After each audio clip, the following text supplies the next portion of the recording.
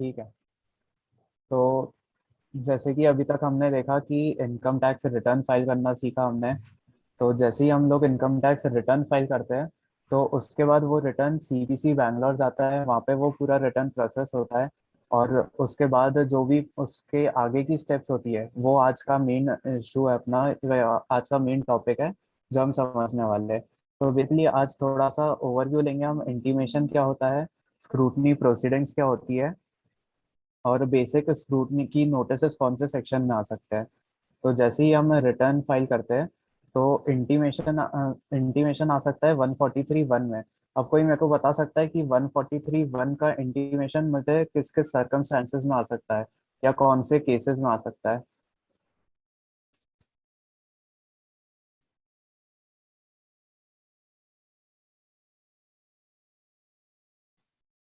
Everybody participate बेटा, तो ही मजा आएगा, तो ही समझ में आएगा चीजों को, है ना। अच्छा ठीक है। अगर नहीं पता तो मैं बता देता हूँ कि जैसे ही हम लोग रिटर्न फाइल करते हैं, तो उसके बाद वहाँ पे रिटर्न प्रोसेस होता है, उसके बाद एक इंटीमेशन इशू होता है।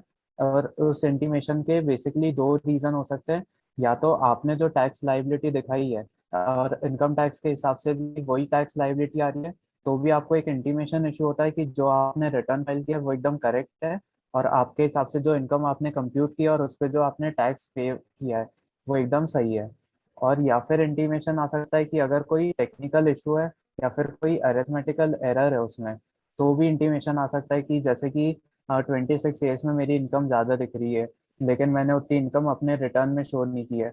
या फिर मेरी ऑडिट रिपोर्ट में कुछ और इनकम आ रही है, मेरे रिटर्न में कुछ और इनकम आ रही है, या कुछ भी ऐसी डिस्क्रिपेंसी होती है, तो भी इंटीमेशन आ सकता है डिपार्टमेंट से। अब जो इंटीमेशन आता है उसका बेसिकली ये ऐसा फॉर्मेट रहता है। तो इसमें दो कॉलम्स रहते हैं। एक रहता है कि as provided by tax payer and return of income. ये वो रहता है जो हमारे आईटीआर फॉर्म में हम लोग डिटेल्स फिल करते हैं, और ये वो सारी इनकम रहती है जो हमने शो की है डिपार्टमेंट को।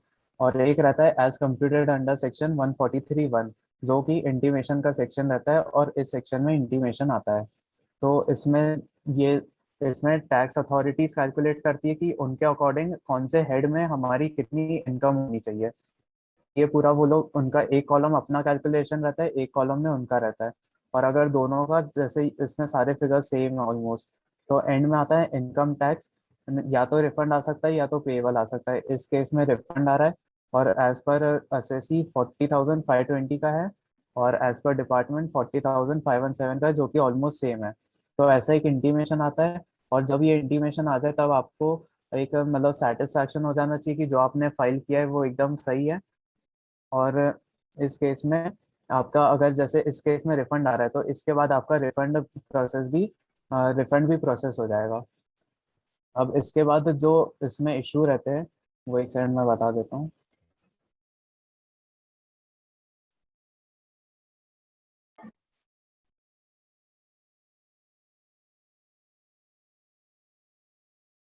अब इसमें 143(1) में जो बेसिकली इश्यूज रहते हैं, या तो अरिथमेटिकल एरर हो सकती है कुछ, या फिर कुछ इनकरेक्ट क्लेम हो सकता है। जैसे कि मैंने बोला कि 26 ईयर्स में कुछ आ रहा है और मैंने रिटर्न में कुछ और अमाउंट दिखा दिया। या फिर इसमें कोई सा लॉस है जिसको जो मैंने एक सेकंड, कोई लॉस अगर कैरी फॉरवर्ड हुआ है और वो डिसअलाउ कर दिया है। क्यों? क्योंकि अगर मैंने टाइम पे रिटर्न फाइल नहीं किया है, तो वो लॉस भी डिसअलाउ हो जाना चाहिए। लेकिन वो लॉस मैंने कैरी फॉरवर्ड कर लिया, या वो लॉस का मैंने डिडक्शन ले लिया या बेनिफिट ले लिया, तो उस केस में भी इंटीमेशन आ सकता है। कुछ अगर डिसअलाउंस है कि इन पर्टिकुलर कुछ सेक्शंस में डिडक्शन ले लिया, तो उसका भी कुछ डिसअलाउंस है, तो उस वजह से भी इंटीमेशन आ सकता है।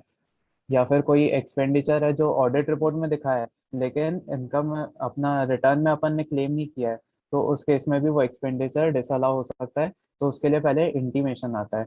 अब जैसे ही इंटीमेशन आया, तो क्या वो जो भी डिस्क्रिपेंसी है वो एडिशन हो जाएगा और मेरी डिमांड खड़ी हो जाएगी? तो ऐसा नहीं होता है। पहले वो एसएससी को अपॉर्चुनिटी देता है कि आप अपना रीजन प्रेजेंट करो कि इन दोनों में डिफरेंस क्यों आ रहा है। और एसएससी अपना रीजन देता है, उसमें रिप्लाई सबमिट करता है। उसके बाद ही जो भी उसमें एडजस्टमेंट होता है या एडिशन होता है, तो असेसिंग ऑफिसर उसके बाद ही कर सकता है, या फिर सीपीसी से उसके बाद ही हो सकता है।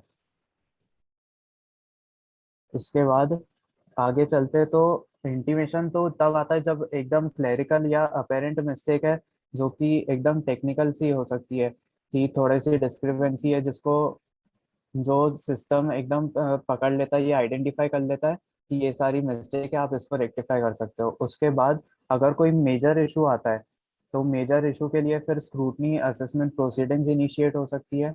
और जो स्क्रूटनी असेसमेंट होता है, उसका इंचार्ज रहता है असेसिंग ऑफिसर, मतलब मेरा केस असेसिंग ऑफिसर के पास रहता है। और मेरा कुछ भी नोटिस आता है तो वो मुझे मेरा असेसिंग ऑफिसर भेजता है।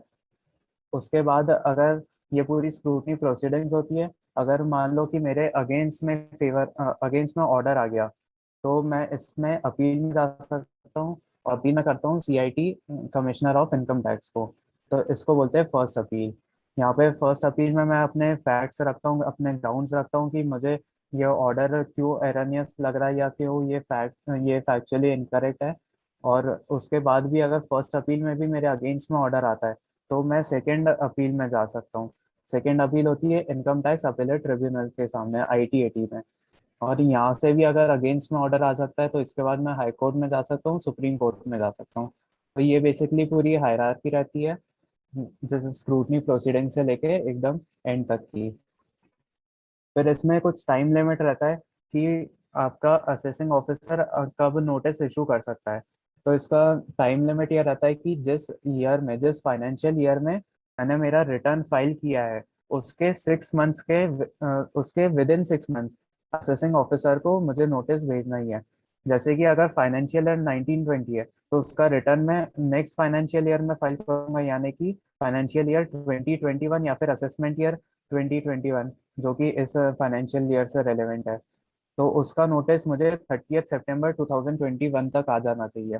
तो जो भी नोटिस आता है, सबसे पहले हमको यही चेक करना चाहिए कि इस डेट के अंदर अंदर, मतलब इस टाइम लिमिट में उसका नोटिस आया है या नहीं। अगर मान लो कि इस डेट के बाद नोटिस आता है, तो हम ये भी बोल सकते हैं कि आपने with in time limit notice issue नहीं किया हमको, तो ये स्क्रूटनी प्रोसीडिंग्स वैलिड नहीं है, या फिर ये आप इनिशिएट नहीं कर सकते।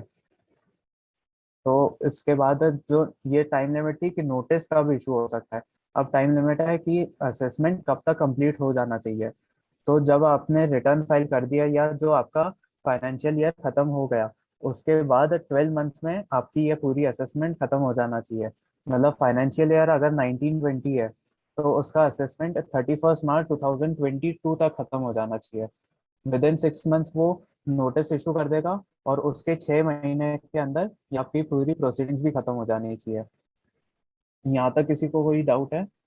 प्रियांक, थोड़ा सा ऊपर आना, इसमें देखिए लिखा है नोटिस जो इशू हो सकता है, ऊपर ऊपर ऊपर, तो नोटिस इशू हो सकता है, उसकी जो टाइम लिमिट है यहाँ लिखा है no notice shall be served. अब यहाँ पे जो सर्व्ड है इसका बहुत बड़ा इंपॉर्टेंस है। सर्व्ड मतलब असेसी को मिल जाना चाहिए, ठीक है।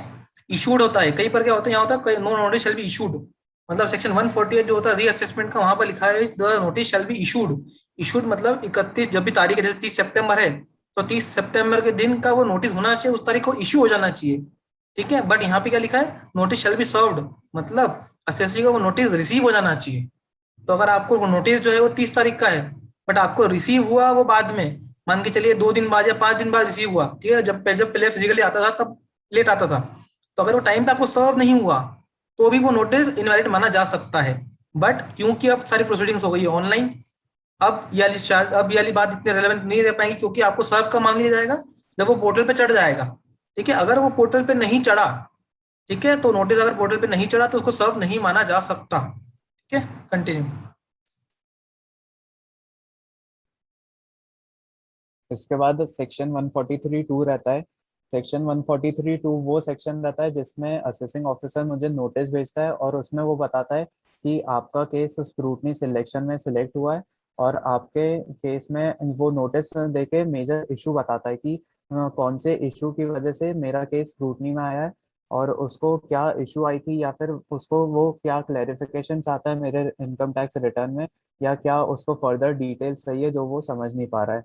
143(2) में वो नोटिस भेज के ये इंश्योर करता है कि असेसी ने कोई भी इनकम अंडर स्टेट ना की हो, उसने कोई एक्सेसिव लॉस ना क्लेम कर लिया हो, या फिर उसने कोई भी कोई ऐसी इनकम है जिसपे टैक्स बनता था, या कोई भी ऐसी इनकम है जिसपे टैक्स बनता था और उसने वो टैक्स पे नहीं किया, या फिर उसने कोई इनकम कंसील कर ली, तो ये सब चीजें इंश्योर करने के लिए वो 143(2) में नोटिस भेजता है।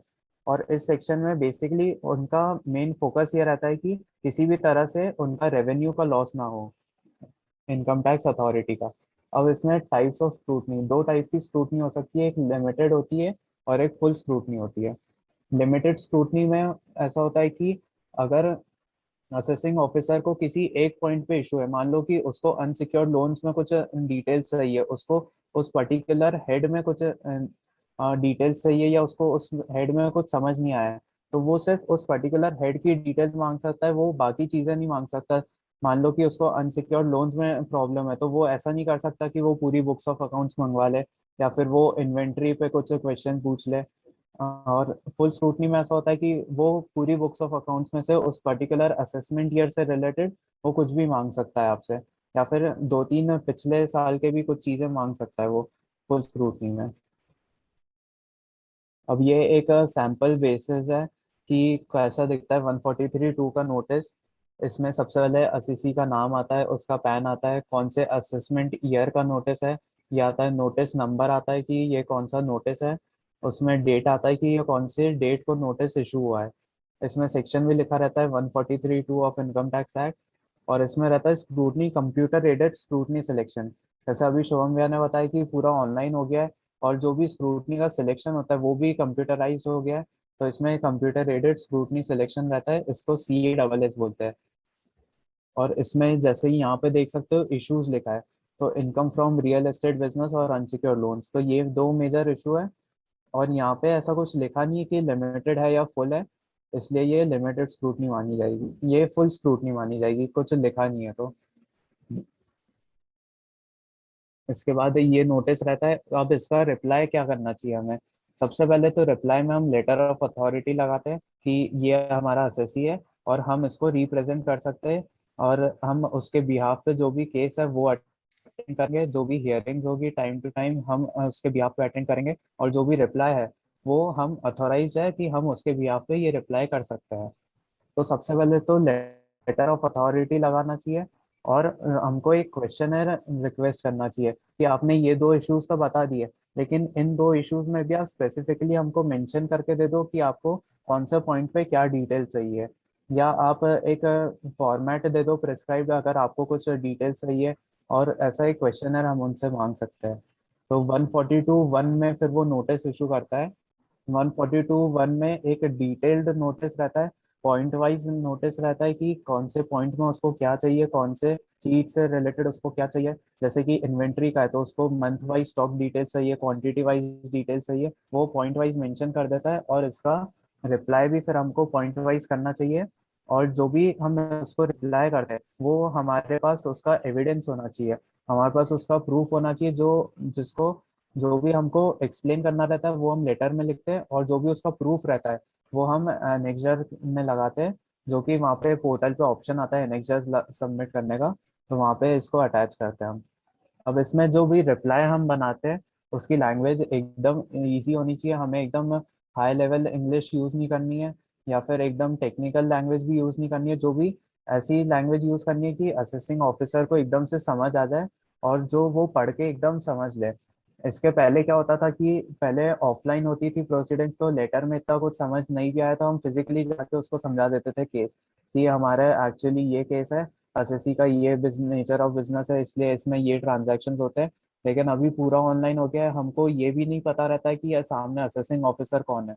इसमें कोई सा भी असेसिंग ऑफिसर हो सकता है, क्योंकि ये पूरी ई प्रोसीडिंग्स हो गई है, और सामने वाले को भी पता नहीं चलता, या कोई भी ऐसे टैक्स एडजस्टमेंट्स नहीं हो सकता, या मैं पर्सनली मिल नहीं सकता उससे, असेसिंग ऑफिसर से, इसलिए।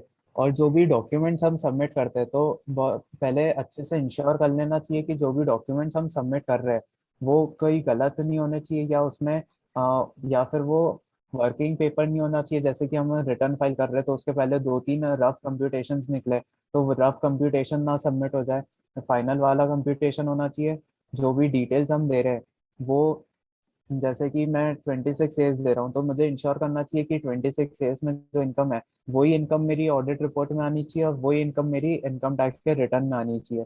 तो ये सारी चीजें रिकंसाइल करके ही वहाँ पे सबमिट होनी चाहिए।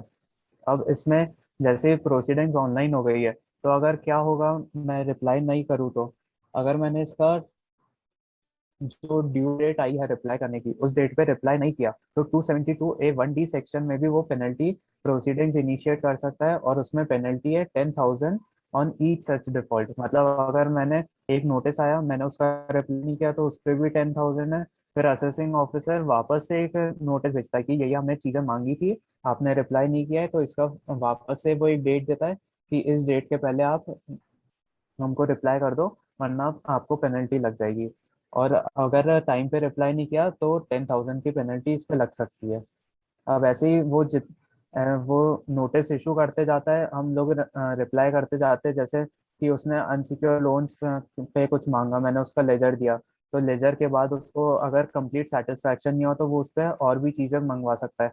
जैसे कि वो इंफॉर्मेशन मंगवा सकता है उनके, या फिर वो मंगवा सकता है कि आपके बैंक से ट्रांजैक्शन हुए या नहीं, क्रेडिट वर्दीनेस थी कि नहीं सामने वाली पार्टी की, या वो जेन्युइन है भी कि नहीं है। तो हमें ये सब प्रूव करना रहता है, और ये सारे नोटिस आते हैं 142(1) में। तो ये नोटिस आते हैं, फिर उसका हम रिप्लाई करते हैं। और क्योंकि ये टाइम बारिंग प्रोसीडिंग्स रहती है और वो 6 महीने में खत्म हो ही जानी चाहिए कैसे भी, तो इसका 143(3) में असेसमेंट ऑर्डर पास होता है। असेसमेंट ऑर्डर में वो बताता है कि हमारे पास ये फैक्ट्स थे, ये इन्फॉर्मेशन थी, हमने क्लाइंट से या असेसी से ये चीज़ें मांगी है, उसने ये जो भी डॉक्यूमेंट्स प्रोड्यूस किए हैं उसके बेसिस पे फाइनली हमने ये डिसाइड किया है, और वो ऑर्डर पास करता है। अब ऑर्डर दो तरीके के हो सकते हैं, या तो फेवर में हो सकता है या तो अगेंस्ट में हो सकता है। अगर असेसिंग ऑफिसर ने कोई डिटेल्स मांगी है और हमने उसको अच्छे से सेटिस्फाई कर दिया है या सारी चीज़ें उसको दे दी है, और वो सेटिस्फाई हो भी गया है, तो वो ऑर्डर हमारे फेवर में पास कर देगा कि हमको जो भी क्लैरिफिकेशन चाहिए था वो हमको मिल गया है, और अब हम सेटिस्फाइड है, और आपका रिटर्न एकदम करेक्ट था, तो इस पे कोई भी आपकी डिमांड पेएबल नहीं है।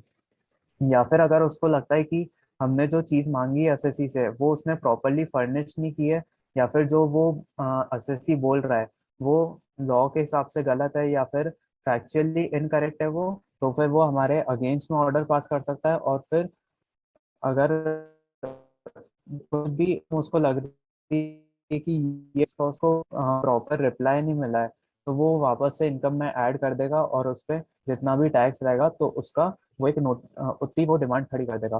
तो जो भी ऑर्डर रहता है वो 143(3) में आता है। अब जितना भी टैक्स पेएबल रहता है वो नोटिस ऑफ डिमांड में आता है, कि नोटिस ऑफ डिमांड में वो लिखता है कि इतना टैक्स आपको पेएबल है, और वो उसमें 1 मंथ का टाइम रहता है कि इस ड्यू डेट इतने टाइम में आप ये पे कर दो, वरना उस पर और इंटरेस्ट लग जाएगा। अब इसमें दो चीजें हो सकती है। एक सेकंड, नोटिस ऑफ डिमांड के साथ एक कंप्यूटेशन शीट भी आती है। कंप्यूटेशन शीट में वो पूरा कैलकुलेशन देता है कि उनने कौन से हेड में कितनी इनकम ली है, उस पर कितना टैक्स कैलकुलेट किया है, और वो पूरा डिटेल्ड एक कंप्यूटेशन जैसे ही रहता है जो हम लोग बनाते हैं। तो वो एज पर असेसिंग ऑफिसर रहता है कि उसके अकॉर्डिंग इतनी इनकम है, उस पर इतना टैक्स आ रहा है। अब इसमें ये चीज रहती है, अगर हमारे अगेंस्ट में ऑर्डर आ गया उसके बाद भी हमको लग रहा है कि नहीं हम सही है और असेसिंग ऑफिसर गलत है, तो इसके महीने में हम अपील भी कर सकते हैं। और अपील भी आजकल ऑनलाइन फाइल हो गई है, तो इसमें ऑनलाइन जाके फॉर्म 35 हमको फाइल करना रहता है, जिसमें हम लोग को फैक्ट समझाते, ग्राउंड समझाते, ये order, notice of demand, computation sheet, ये तीनों चीजें उसमें अटैच करते हैं। और उसमें हमको फैक्ट्स में हम लोग बताते हैं कि हमारे फैक्ट्स क्या थे केस में, कि एक्चुअली हुआ क्या है इसमें, हमारा स्क्रूटनी में केस आया क्यों था, पूरी स्क्रूटनी प्रोसीडिंग्स में हुआ क्या। और उसके बाद हम हमारे ग्राउंड्स बताते हैं कि क्यों हम सही है, हमें ऐसा क्यों लगता है कि एज पर लॉ, या हमारे पास ऐसे क्या स्ट्रॉन्ग बिलीफ है जिसके बेसिस पे हम ये केस लड़ रहे हैं, या जिसके बिलीफ पे हम ये अपील फाइल कर रहे हैं।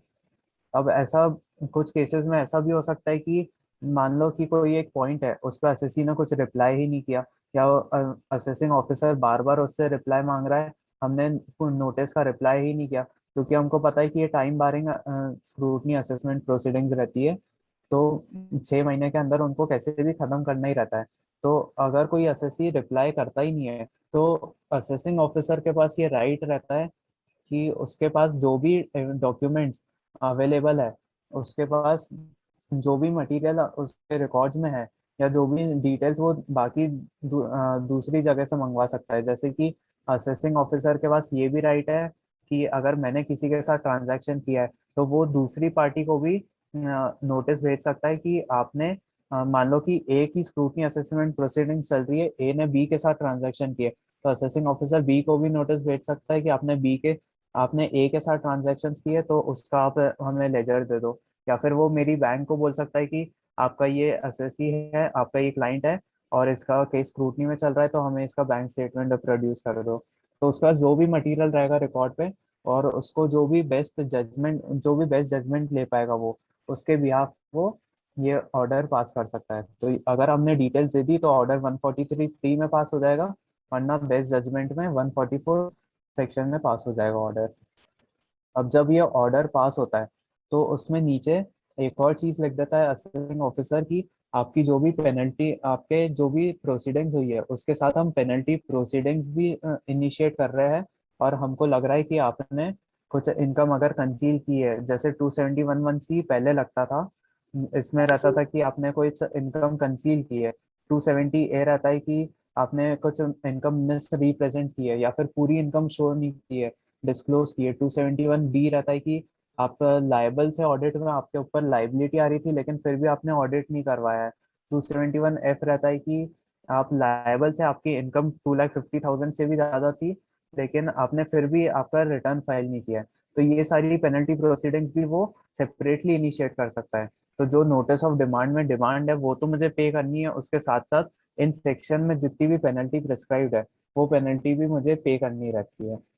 अब ये एक बार पूरी स्क्रूटनी प्रोसीडिंग्स हो गई, इसके बाद कुछ केसेस में ऐसा भी हो सकता है कि असेसिंग ऑफिसर ने जो ऑर्डर पास किया है उसमें हो सकता है कि बहुत ही क्लरिकल एरर है या कुछ ऐसी गलती है जो मुझे अपेरेंटली दिख रहा है रिकॉर्ड्स में से कि ये तो अपफ्रंटली गलत है।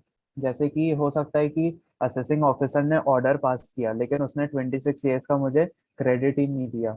या फिर हो सकता है कि जो चीज़ एकदम बेसिक है, जो हो सकता है कि उसने ऐसी इनकम भी ऐड कर दी जो कि मैंने ऑलरेडी इनकम टैक्स रिटर्न में शो करी है। तो इसमें मैं एक रेक्टिफिकेशन और रेक्टिफिकेशन फाइल कर सकता हूँ सेक्शन 154 में। सेक्शन 154 में ऐसा रहता है कि अगर आपको लगता है कि कोई भी मिस्टेक अपेरेंट फ्रॉम रिकॉर्ड है तो आप एक लेटर लिख दो असेसिंग ऑफिसर को कि ये लेटर अपेरेंट फ्रॉम रिकॉर्ड है। और वो लेटर अगर असेसिंग ऑफिसर को लगता है कि हाँ ये सही में अपेरेंट फ्रॉम रिकॉर्ड्स है और ये सही में उससे गलती हो गई है, तो वो उसको ऑर्डर को अमेंड करना पड़ेगा और वो एक नया ऑर्डर पास करेगा या फिर डिमांड डिलीट कर देगा। अब इसमें कुछ मिसलेनियस पॉइंट्स है, जैसे कि मान लो कि 142(1) में मुझे नोटिस इशू हुआ, उसकी एक डेट ऑफ हियरिंग दी है, लेकिन उस हियरिंग में मैं सही में मतलब डॉक्यूमेंट्स प्रोड्यूस कर ही नहीं सकता और मेरा रीजन एकदम जेन्युइन है। जैसे कि मान लो अभी कोविड चल रहा है, मेरे क्लाइंट को कोविड हो गया है, उसकी मतलब हेल्थ इश्यूज है उसको, और वो अभी बहुत क्रिटिकल सिचुएशन में है, तो वो सही में रिप्लाई सबमिट नहीं कर सकता। तो इस केस में मैं एडजर्नमेंट फाइल कर सकता हूँ या एडजर्नमेंट सीक कर सकता हूँ, जिसमें मैं ये बोलता हूँ कि हमको थोड़े दिन का टाइम दे दो और उसमें रीज़न लिख सकता हूँ कि हमारा क्या रीज़न है।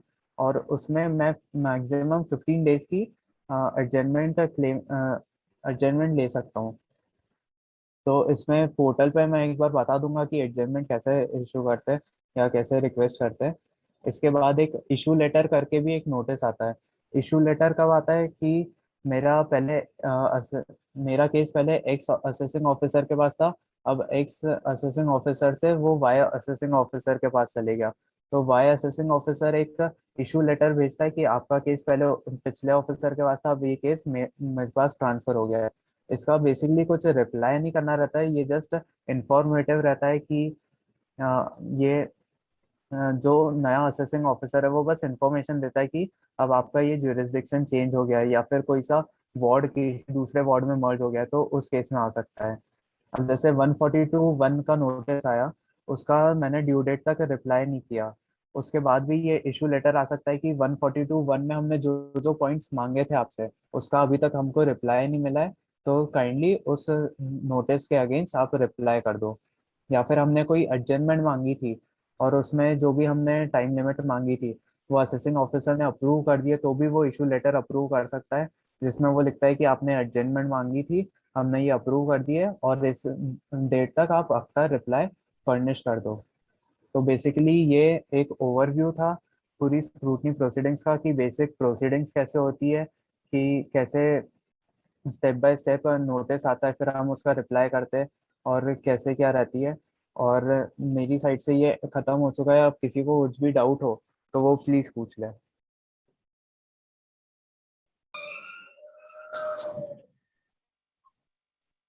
भैया जैसे 143(1) में जो अपना नोटिस आता है कि आपका हाँ स्टेटमेंट में आपका मतलब वो प्रोसेस हो चुका है, पर मतलब अपन जब उसको खोलते हैं, मान लो उसमें फिर इंटरेस्ट जो आता है रिफंड का, तो उसके लिए भी हाँ नोटिस आता है मतलब हाँ। कि जैसे आपकी। कि जैसे कि इसमें एक सेकंड, मैंने बताया कि इंट्यूशन दो रीजन से आ सकता है, कि जो टैक्स लाइबिलिटी मैंने बताई है वो सेम है। मतलब ऐसा भी हो सकता है कि मैंने मैंने रिटर्न फाइल किया और उसमें मेरे हिसाब से रिफंड आ रहा है 500 रुपीज का, लेकिन इनकम टैक्स अथॉरिटी बोलती है कि 500 का नहीं है, क्योंकि हम रिफंड आपको लेट इशू कर रहे हैं, इसलिए 500 पे हम इंटरेस्ट के साथ आपको रिफंड देंगे। क्योंकि मेरे को तो पता नहीं है कि डिपार्टमेंट से रिफंड कब प्रोसेस होगा या वो लोग कब रिफंड देंगे मुझे, तो मैं उसमें इंटरेस्ट कैलकुलेट करके उनको बता नहीं सकता। तो मेरे हिसाब से 500 रुपीज रिफंड है, लेकिन अगर उनको लगता है कि 500 पे हम लोग लेट हो गए देना, तो 0.5% के हिसाब से वो लोग उस पर इंटरेस्ट भी दे सकते हैं। तो इसलिए वो इंटीमेशन में कुछ करना नहीं रहता, बस वो इन्फॉर्मेटिव रहता है कि आपके हिसाब से इतना रिफंड है, हमारे हिसाब से इतना रिफंड है, और इसलिए भी इंटीमेशन आता है। मतलब इसका रिप्लाई नहीं लगाना है ना कुछ भी मतलब। हाँ, उसका रिप्लाई कुछ भी नहीं करना जब है, क्योंकि ज्यादा पैसे डिपार्टमेंट मिल बोल रहे ही हैं तो रहा है मना कि क्यों करेंगे? हाँ। नहीं नहीं मतलब वो ऐसा रहता है ना कि आपकी इनकम इतना आ रहा है और इतना रिफंड मिल रहा है, तो ऐसा। नहीं, नहीं, अगर अपनी मैंने जो बोला कि इनकम 500 रुपये, रिफंड, डिपार्टमेंट बोल रहा है कि नहीं 500 नहीं, हम तो 550 देंगे, तो दे दो, हमको कोई दिक्कत नहीं है। ठीक है। तो हम भी तो बता सकते हैं। अगर उनने कम बताया, जैसे कि मैं बोल रहा हूँ कि 500 रुपये है और डिपार्टमेंट बोलता है नहीं सिर्फ 450 है, तो मैं उस पर रिप्लाई कर सकता हूँ कि मेरे हिसाब से 500 क्यों सही है। अगर मेरे को लगता है कि मैं सही हूँ तो उसका रिप्लाई मैं कर सकता हूँ। ओके। और कोई डाउट? समझ में आया? बहुत प्रियांक ने बहुत सिंपल वर्ड में बताया है आपको ब्रूड स्क्रूटनी असेसमेंट, और कैसे रिप्लाई करना है। अभी कैसे फिजिकली मतलब पोर्टल पे कहाँ करता है वही बता देंगे, बट अभी इसके पहले कोई डाउट है क्या, टेक्निकली कुछ समझना हो? और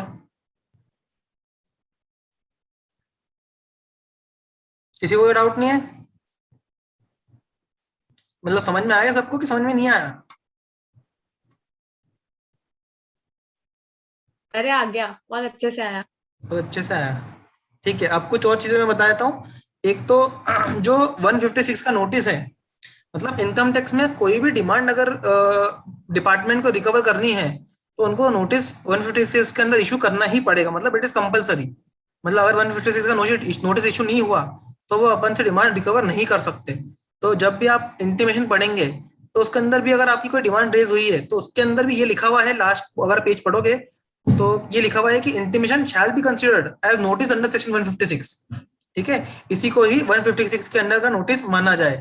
ठीक है, उसके अलावा जब असेसमेंट ऑर्डर पास होता है तो उसके साथ 156 का नोटिस इशू होता है, जिसमें आपकी डिमांड रिकवर डिमांड लिखी होती है कि इतनी डिमांड आपकी बनती है, या तो आप इस डिमांड के अगेंस्ट या तो पेमेंट कर दीजिए और हमको चालान भेज दीजिए, या आप इसके अगेंस्ट अपील कर सकते हैं। ठीक है, तो ये बहुत कंपलसरी नोटिस है जो आपको इशू होना चाहिए। दूसरी बात, असेस वो जो नोटिस खोलते, एक मिनट बेटा प्रियांक, अपना 143(2) वाला,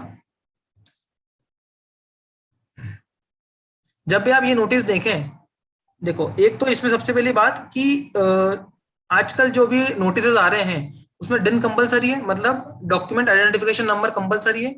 अगर आपके नोटिस में डिन नंबर नहीं है तो वो डिन आप वो नोटिस को आप कचरे में फेंक सकते हो, मतलब आपको बिल्कुल भी नहीं मानना है वो नोटिस। अब यहाँ पे क्या होता है, ये जो लिखा है notice number for third column में, तो नोटिस नंबर के पास में वो लिख देता है DIN/नोटिस नंबर, तो उसको डिन माना जाए। मतलब आप इसको आप इनकम टैक्स साइट पे जाके वेरीफाई कर सकते हो कि ये डिन सही है या नहीं है। तो कोई नोटिस नोटिस आता है अपने को तो सबसे पहले ये वेरीफाई करना है कि नोटिस पे डिन जनरेट हुआ है कि नहीं हुआ है। ठीक है, नेक्स्ट जो डेट चेक करना है कि date within the time limits है कि नहीं है। असेसी का नाम चेक करना है कि असेसी का नाम या पैन नंबर। सबसे पहले पैन चेक करना कि पैन असेसी का है कि नहीं है। कई बार क्या होता है दूसरे पैन पे भी इशू हो जाता है, तो वो अगर ऐसा कोई नोटिस होता है तो वो इनवैलिड नोटिस है, ठीक है। इसके अलावा ये जो बात हो गई डिजिटली साइन, ठीक है। इसके बाद आपको नीचे देख करना है कि ये नोटिस आया कहाँ से, ठीक है। अब पहले तो क्या होता था, असेसिंग ऑफिसर जो था उसका नाम आता था, बट आजकल आता है नेशनल ई असेसमेंट सेंटर, क्योंकि पूरा दिल्ली से गवर्न होता है। अब जो भी नोटिस आ रहे हैं वो दिल्ली से आ रहे हैं। तो अब पहले मेरी बहुत इंपॉर्टेंस की बात थी कि ये नोटिस कहाँ से आया, तो हम उस ऑफिसर से जाके रिप्लाई करते थे और ऑफिसर को रिप्लाई करते थे या एक बार मिल आते थे, ठीक है। अब वो बात नहीं रही। अब अपने को जाके ये भी जो भी नेशनल ई असेसमेंट सेंटर में रिप्लाई करना होता है, तो आपको जब भी आप रिप्लाई करो तो यहाँ पे आपको रिप्लाई में जो रेफरेंस क्या बोलते हैं उसको, रेफरेंस में आपको उनको रेफर करना है असेसिंग ऑफिसर को, ठीक है। उसके अलावा दिन नंबर बता दिया, ये बता दिया, ठीक है। बाकी और कोई डाउट इसमें? सर जैसे 2 पॉइंट्स है कि 2 पॉइंट पे आया है, मान लो अगर वो और कुछ पूछना चाहे तो ये अपन कैसे बताएंगे कि लिमिटेड है कि वो वाली स्क्रूटनी है full? देख, उस प्रियांक ने बताया था ना, जब लिखा है सिर्फ स्क्रूटनी नहीं, नॉर्मल स्क्रूटनी लिखा हुआ है तो मतलब वो फुल स्क्रूटनी है। अगर अब स्पेसिफिकली जैसे ये 2 पॉइंट, लिमिटेड स्क्रूटनी तो लिमिटेड है। अच्छा जैसे यहाँ पे ऊपर नोटिस में लिखा हुआ है स्क्रूटनी, ठीक है, यहाँ पे लिमिटेड वर्ड नहीं लिखा हुआ है। तो अगर लिमिटेड वर्ड नहीं लिखा हुआ है तो वो फुल स्क्रूटनी है, मतलब वो इस 2 पॉइंट के अलावा भी बहुत कुछ मांग सकता, मतलब सब कुछ मांग सकता है। इसके अलावा ड्यूरिंग द प्रोसीडिंग, मतलब 142(1) जो पावर है वो एओ को दे रखी है कि आप इस असेसमेंट को करने के लिए, मतलब असेसी की रियल इनकम निकालने के लिए आपको जो जानकारी मांगनी है आप मांग सकते हो, ठीक है। अब वो आपको कैसे मांग सकता है, जो भी नोटिस के थ्रू मांग सकता है। इसके अलावा वो क्या कर सकता है, बैंक से अपनी इन्फॉर्मेशन मांगा सकता है। इसके अलावा कोई थर्ड पार्टी है या आपकी कोई पार्टी है उसको नोटिस इशू कर सकता है कि आप जो भी पार्टी का लेजर्स है, जो भी कंफर्मेशन है वो आप मांग सकता है। इसके अलावा आपको सम्मन भी इशू हो सकता है। सम्मन मतलब आपको वहां बुलाया जा सकता है इनकम टैक्स में, और आपसे आपका बयान लिया जा सकता है कि आप बताएं कि आपने क्या क्या ट्रांजेक्शन करे हैं और इसका प्रमाण दीजिए। तो आपको वहां पे जाके बुलाया जा सकता है। आपके अलावा जो थर्ड पार्टी है उसको बुलाया जा सकता है। तो असेसिंग ऑफिसर के पास वाइड पावर है टू वेरीफाई योर इनकम, ठीक है। आप उसको मना नहीं कर सकते कि सर मैं तो नहीं दे रहा आपको, मतलब मैं मना, यू कैन नॉट डिनाई कि सर हम इन्फॉर्मेशन नहीं दे पा रहे या नहीं दे सकते।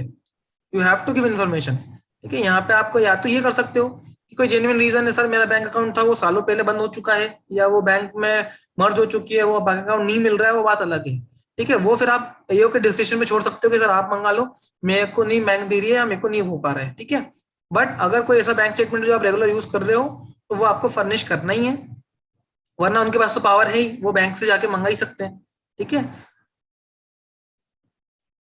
इसके अलावा इसमें शुभम भैया एक और हाँ। पॉइंट था, जैसे कि जैसे 142(1) के नोटिस आते हैं, उसके बाद अगर असेसिंग ऑफिसर को कुछ भी एडिशन करना है या उसको कुछ भी डिमांड रेज हाँ, करनी है, तो उसको सबसे पहले शो कॉज नोटिस शो भेजना कॉज कंपलसरी कंपलसरी है। है।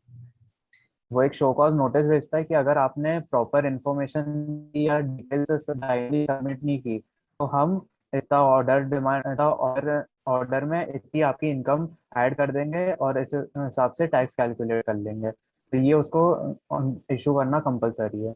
अब इसका मैं कॉन्सेप्ट बता देता हूँ। कॉन्सेप्ट है अपॉर्चुनिटी ऑफ बीइंग हर्ड, ठीक है। ये एक राइट है जो आपको कोई भी नेगेटिव, अगर आपके नेगेटिव इन्फ्लुएंस होता है, मतलब आपके आपके ऊपर कोई भी नेगेटिव एडिशन होता है, ठीक है, आपकी कोई इनकम बढ़ती है, आपका कोई टैक्स में इंक्रीज होता है, तो उसके पहले आपको एक अपॉर्चुनिटी देना जरूरी है एओ को कि क्यों ना आपकी इनकम में एडिशन कर दिया जाए, क्यों ना आपकी इतनी टैक्स लायबिलिटी निकाल ली जाए। अगर ये नोटिस नहीं आता है तो ये बहुत स्ट्रॉन्ग ग्राउंड है, लीगल ग्राउंड है, जिसपे आप ये केस जीत सकते हो अपील्स के अंदर, ठीक है। तो कोई भी एडिशन, कोई भी नेगेटिव, आ गई वापस आवाज? हाँ, हाँ, तो कोई भी एडिशन, कोई भी इंक्रीज इन इनकम, कोई भी इंक्रीज इन टैक्स के पहले आपको शो कॉज नोटिस देना कंपलसरी है, ठीक है। अब ये जो टाइम लिमिट थी कंप्लीशन की, ये अभी 12 मंथ्स है, बाकी इन फ्यूचर ये भी नेक्स्ट ईयर से शायद 6-9 मंथ्स हो जाएगी। तो जब भी केस खुलता है तो 9 महीने के अंदर वो केस क्लोज होना कंपलसरी है, ऑर्डर पास करना कंपलसरी है।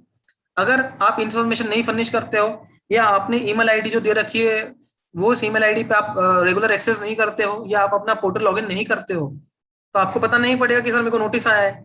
तो उस केस में आपका जो असेसिंग ऑफिसर है, क्योंकि उसको कंपलसरी 9 महीने के अंदर केस खत्म करना है, तो वो ऑर्डर पास कर देगा।